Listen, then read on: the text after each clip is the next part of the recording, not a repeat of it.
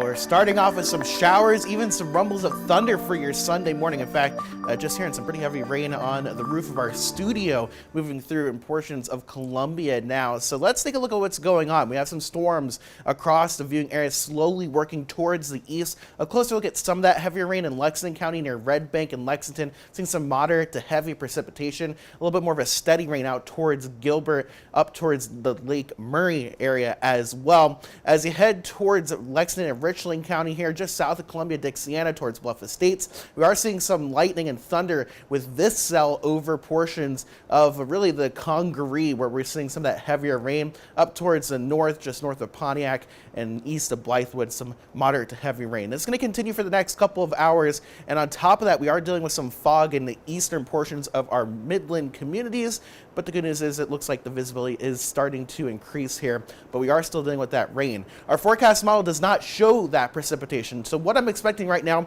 is for the next 2 to 3 hours, we're going to continue to see the storm activity move towards the east across the Midlands, and then we see another chance of isolated to scattered storms in the afternoon. Temperatures should be kept lower once again today, lower to middle 80s, thanks to that increased cloud cover, and we will deal with at least some spotty storm activity to close out your Sunday evening here. So something to keep in mind if you do have some outdoor plans. You can see around a 40 to 30% chance of rain a little bit later on today, but we're going to continue to see that rain chance at least scattered right now for this morning for the next couple of hours. We have a stalled front in the area, and that's why we're dealing with all these storm chances this weekend. It sticks around for the next couple of days, but the good news is I think as we go Monday into Tuesday, we will be on the drier side. We're going to track a cold front as we go into Wednesday. That's going to bring some pretty big changes to our forecast. First off, some rain as we go into your Wednesday, but then cooler and drier air as we go towards the end of the week. Really going to feel like fall.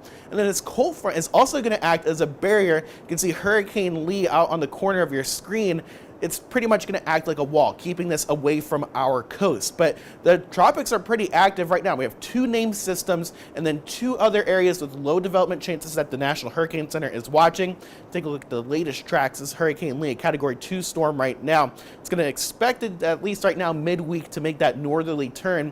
And the good news, I think, for the Carolina coast, outside of some rip currents, looks like no impacts for us. We're also keeping an eye on Tropical Storm Margot, which is expected to become a hurricane a little bit later on as we go into the middle of this week, but staying out at sea as well. So some good news, at least we're active, but nothing impacting our coast. 85 degrees are high temperature for today, with some scattered to isolated storms in the afternoon. We're in the upper 80s, close to 90 as we go Monday into Tuesday before that cold front moves through, and then some big changes. They're going to feel that change in our dew points and temperatures. Low 80s, very dry and sunny as we go towards the end of the week.